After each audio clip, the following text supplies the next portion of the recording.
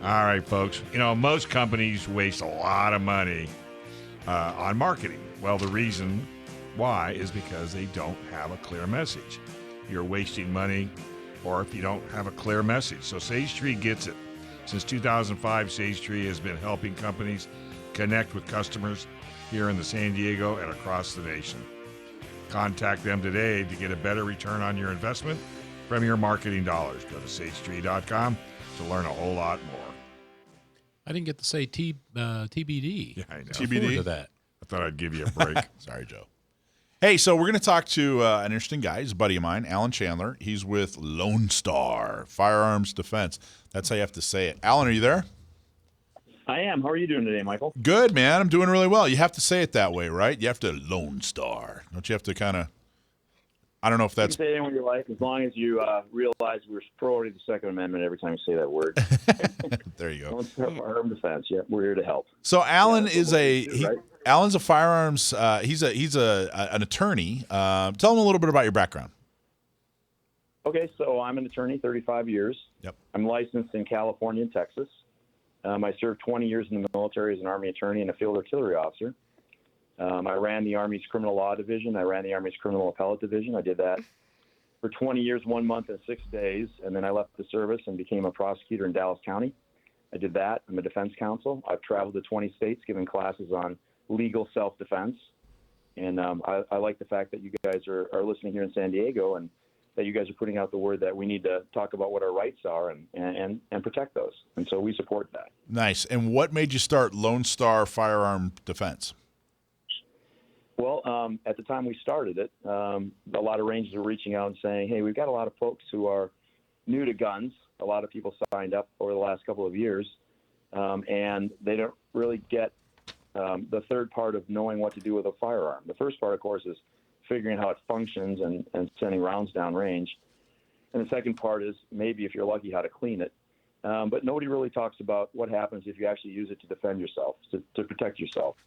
And that's really important. Your legal self-defense is equally important based on, the current climate and condition we have here in the United States.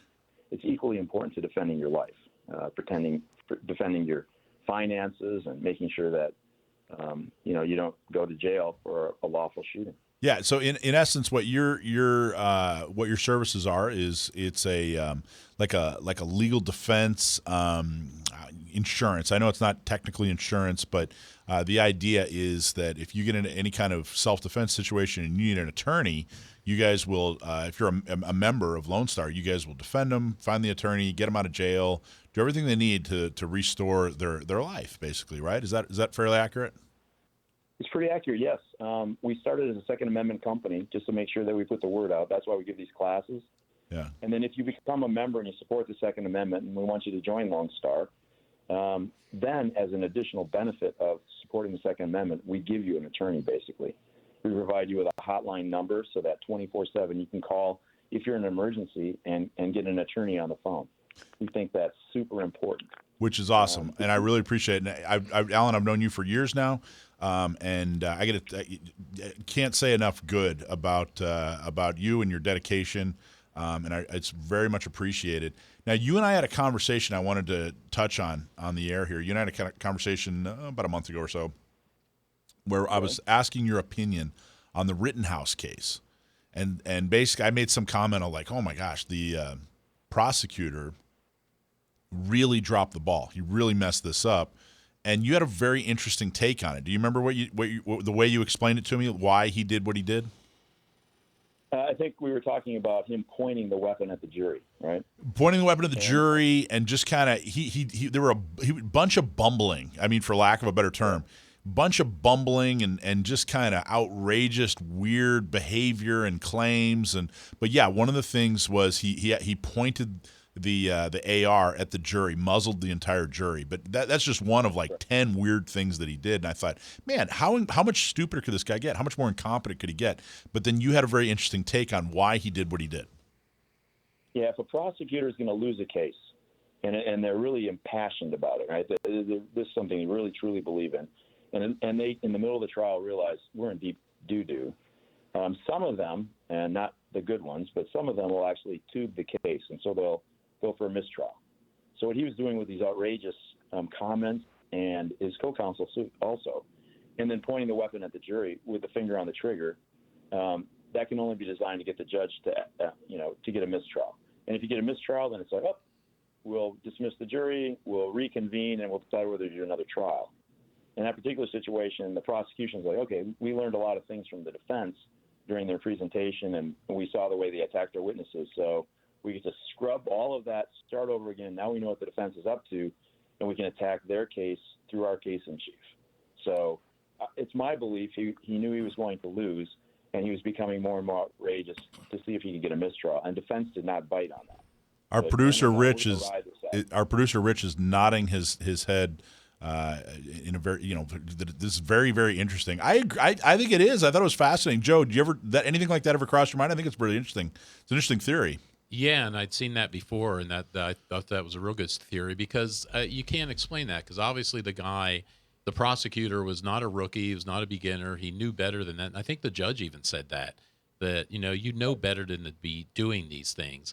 And that was, I'd heard that was a theory before too. They were going for the mistrial. So, Alan, do you think the judge? Well, it sounds like do you think the judge was well aware? He knew exactly what this guy was trying to do, and do you think the judge handled it well? Oh yeah, both. I think the judge handled it very well. He wasn't going to do a mistrial. He's like, we're not going to do this over again. This is ridiculous. This guy, and through the testimony that came out in the government's case in chief. The state's case in chief, you could see that this is a guy who lawfully defended himself. I mean, he wasn't the instigator of this. He was leaving. The crowd followed him. All those things that point in the direction of he wasn't the instigator of the situation. He was simply someone who was leaving. They decided, hey, we can take the kid out. So that kind of came out through the testimony. I didn't watch every day like many people did because, I have a job and I'm running around doing things. But I did look at highlights, and it's evident that the judge had lost patience with the prosecutor. That he didn't enjoy the system, and he felt that in his heart that Kyle was innocent. And you think it's just as simple? The prosecutor just thought, you know what? Let's scrap this. Try again a second time. Maybe we'll do better. Or do you think is there any other, motivation? Would he have, made more money, or is he going to be able to write a book because of it, or he wanted more fame, or no? He just simply he thought, we're not doing well. Let's try again. Ask anybody that's associated with any high-level case if they're going to write a book or not. We have to leave that one alone. But usually you write them if you win, right? OJ is the only one where you get to write a lot of books if you lose. No, a prosecutor is not going to make any more money regardless of the outcome. The only way they're going to make extra money is to leave the prosecution's office, leave the state's office, and then become a civilian attorney, and then write a book deal or do whatever else. The typical prosecutor, though, if you look at it across the country, the typical prosecutor is a graduate from law school and they become a prosecutor right away. It's not like they go do other things and then become a prosecutor. Typically, in most states that I've been in, and it's about 20 now, the prosecutor graduates from law school, gets a job at the DA's office because they did really well. They're very selective about these sort of folks that they bring in, and they have zero life experiences. And all their experiences are brought in the next 3 to 5 years that they're at the DA's office. A prosecutor does not normally stay more than 5 years at a DA's office. And they do that for a variety of reasons. Sometimes they leave because there's a new election and there's a new DA. And like in the state of Texas, you can fire everybody who's there and rehire everybody else, and get your own crew in there. So every political election, every 4 years or so, you could have all new prosecutors. Now, the lower-level prosecutors doesn't really affect. If you're only there a year or two and you're not, promoting or trying to get somebody to defeat your boss, you can stay. But those who've been there 5, 10, 15 years are up on the chopping block if the new DA is elected. It's a whole political thing. DAs. Now, it can be not all states, but a lot of them, yes. Now we have a guy who's running for sheriff who is he was actually a prosecutor for the city attorney in San Diego. They have certain ability to prosecute on non-felony and some other things. And he is a huge proponent of gun violence restraining orders. Do you want to touch on gun violence restraining orders and tell me what you guys think of them? Well, are there problems? Do you love them? Do you hate them? What are your thoughts on gun violence restraining orders? Anything that is an inhibition against someone's ability to defend themselves, I am highly against. Okay? But let's talk a little bit about that. 18 USC, so 18 United States Code 922G, basically talks about folks who are not allowed to have firearms. And so if you're not allowed to have a firearm, you're not allowed to purchase them, and then you're not allowed to have them if you meet certain criteria. And some of them we talk about all the time, crime punishable by a term exceeding 1 year, so you're convicted of a felony basically, fugitive from justice, interference, addicted to a controlled substance, mental defect, it's a whole list. Illegally here in the U.S., dishonorable discharge, et cetera, et cetera. You get down to about the ninth one, and it says, misdemeanor crime of domestic violence. All right? So a few years ago, I'm dating myself because I've been doing this 35 years, but so maybe 20 years ago, we started looking at victims of domestic violence. And we said, well, maybe there's something we can do about this. You'll see people that who are firearms owners, but, a lot of people own firearms who may or may not be branded as somebody who's a domestic violence person. Alan, I'll tell you what, we want to have you wrap it up on the other side of the break. Is that okay? That sounds great. All right, sit tight. All right, hey folks, PRMI Mortgage, man, I tell you, if you're in the military and if you're looking for help for a VA loan, have I got the guy for you? Chris is absolutely amazing. If you're looking to refi, buy, maybe you're considering a reverse mortgage, just give our guy a call. Call Chris Wiley at PRMI Mortgage. For nearly 25 years, Chris has been helping local San Diegans with all their mortgage needs. Give Chris Wiley a call at 619-722-1303 or just go to primeres.com/Alpine. Okay, we're talking to Alan Chandler, who's an attorney, and he's with Lonestar Firearm Defense. And we were just talking about gun violence restraining orders when we went to break. So let's take a step back and talk a little bit more about. Let's kind of start from the beginning with gun violence restraining orders. So you said you're against anything that prevents somebody from defending themselves. So right? Did I paraphrase that? Okay. It does. Okay. But let's define it for folks, because a lot of people don't really understand what is a gun violence restraining order, right? It's a court order that prohibits somebody from having a gun, ammo, or magazines. You know how you store it, right? So it's basically going to take away your right to defend yourself with your firearm. They're going to take all your firearms. A gun violence restraining order says you can't possess a gun, ammo, magazines. You can't buy a gun, ammo, or magazines. And any you have to turn in your guns, ammo, and magazines to the police. Or in some cases, they're like, we're going to have you sell them to a store or a licensed gun dealer, or you can actually go to a range or a licensed store or gun dealer, and you can basically put them away that you can't have contact with them. But maybe later when the restraining order is lifted, you can get that. But when California talks about it, they don't talk about temporarily giving up your weapons.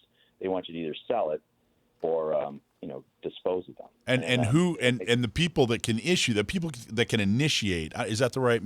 Tell me if I'm using the right terminology. But the people that can make one of these gun violence restraining orders happen is part of the problem. It can be your neighbor, your coworker, your kid's school teacher. It's pretty wide open, right?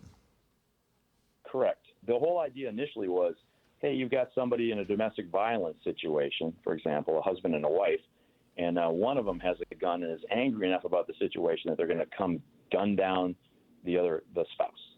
And so it's like, we have to satisfy that. Well, there are already laws in place that take care of that. I just talked about how you can't have a gun if you've got all these disorders, right? Or if you're a felon, or so there's 9 things under 18 U.S.C. 922G. The federal and then the state also has the same rules. Like, we're going to follow the feds, and we're going to also maybe create a few of our own. But the bottom line is we've already got rules that can take that away. You don't need an additional rule like these gun violence restraining orders to take guns away from folks. And like you said, anybody, I can call up. If I'm a registered nurse in certain states, I can actually have you committed for 72 hours without even you doing anything about it. They'll literally come out, commit you, and at the end of 72 hours, you get a quick hearing to decide if they want to keep you. Well, this is kind of in that same vein, except it's going to be a lot longer than that. You have to get a court order. So somebody's got to initiate the process, and then the court's got to review it, right? So that also sounds like it's pretty good. The court's going to review it.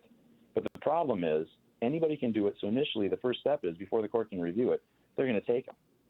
And once taken, then you got to fight pretty much to get it back. And that's not how it works in America. And that's the second important point. The first is that any old jerky can initiate this thing. Anybody that's got a bone to pick, anybody that's mad at you, anybody that's disagrees with you politically, anybody can initiate this thing.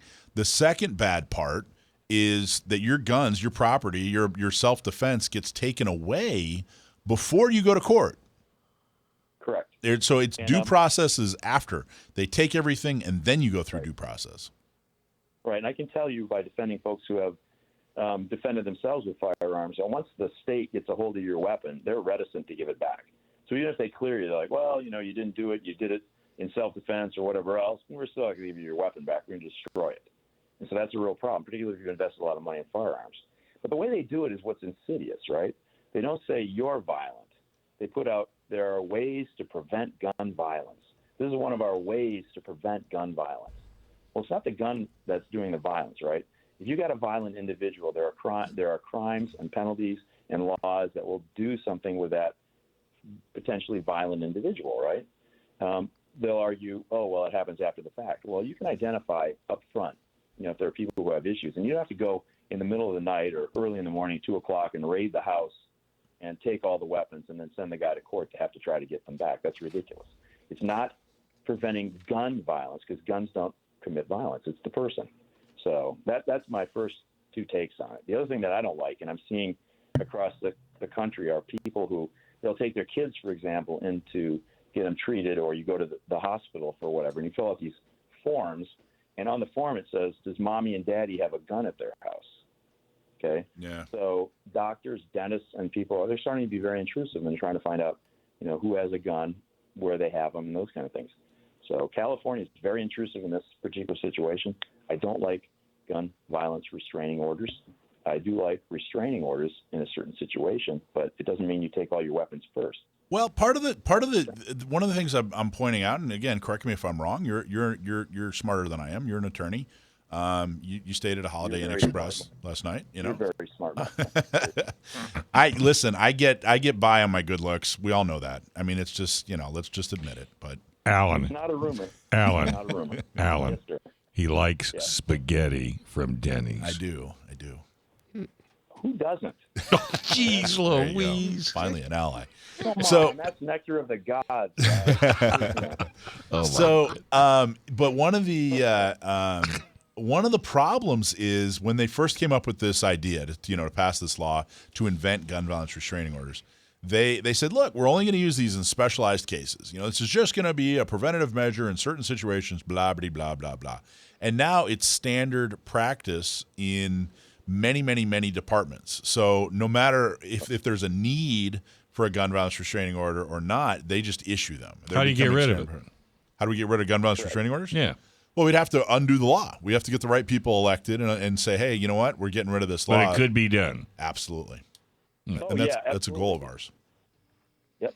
No, it's real important not to have these kind of things. There's so many other, like I said, there's so many other laws in place that that can handle these type of situations. You have to create a law on top of a law on top of a law. Because like Michael just said, and he's accurate in this, so that's another reason why we know he's very, very smart. But once you start heading down the slippery slope, then it's like, oh, well, the gun commits violence. Let's just take away the guns at all. Now we don't need necessarily a gun restraining order. We can just say, well, we don't like our neighbor, and he worries me. So let's just take whatever he has, and then where do we stop? We're going to take the kitchen knives away from somebody. We're going to take away your car. Well, you can't drive. You might plow that into your spouse or something. I mean, if there's a way to injure someone, there are a lot of creative ways to do that. You don't need firearms. But Well, there are a lot Alan- of laws in the books. Anyway, I'm sorry. I'm getting on a roll. No, you're good. No, that was great. This is Joe. Yeah, quick question. You were talking about, California being much more intrusive, which we all know that now. But there's a legislator up there, I want to say Pantalino, was that the guy's name? That's coming out with legislation to require parents to report gun ownership to schools and school boards if they have their kids in school. Have you run into that, or have you heard about that one? We've not had that in Texas, and I'm just new to some of these wonderful things you guys are doing in California. Because I am a California Texas attorney, but I live in Texas right now. yeah, and that So kind I of am thing. seeing- Well, go ahead. Go ahead. I was going to say that kind of thing too is like you're saying. Once you force people to disclose this stuff, now again is you're becoming ripe for the gun violence restraining order or whatever, because there's no reason for people to know that information yet. In California, we see this over and over again where they try to do that. There was another one just passed recently. Where they're going to release that kind of information to researchers, and that's going to get Right. spread out there all over the place too. No, it's ridiculous. Okay, I'll give you a quick anecdote if you have time for it. We had kids come over to the house to stay with my son when he was 10 or 12 years old. And we're in Texas, and we're in the Dallas area. And typically everybody has a firearm, right? But they're locked up around kids. Every hour, this kid's mother was calling and saying, "Are you okay? Are you okay? Are you okay?" And so finally we're like, why are you calling? He's like, well, the son says, "Why are you calling?" Well, Mr. Chandler does a lot of things with guns. Oh, geez. That's Texas. And then we go like, "Where are you guys coming from?" "We just moved here from California." Ta-da! I'm like, great. Thanks, Alan. No, the guns are locked up around kids. We make sure everybody knows what safeties are and those type of things. I mean, it's about educating people. That's why I like what you guys are doing on the radio. It's There you go. Give your website, Alan. About it. Give out your website because we got to go. Lonestar Firearm Defense.com. All right. Lonestar Firearm Defense.com. You guys have a wonderful evening. And you Thanks need to get a radio show, but that's another story. Y'all take care. All right, buddy. Thanks for watching this clip from Gun Owners Radio. You can watch us live every Sunday from 4 to 6 p.m. California time, right here on our YouTube channel, or if you're in the San Diego area, you can listen to us on 1170 a.m. We're also available on your favorite podcast platform for free. Don't forget to like and subscribe so that you can help restore and protect the Second Amendment, not just in California, but across the country.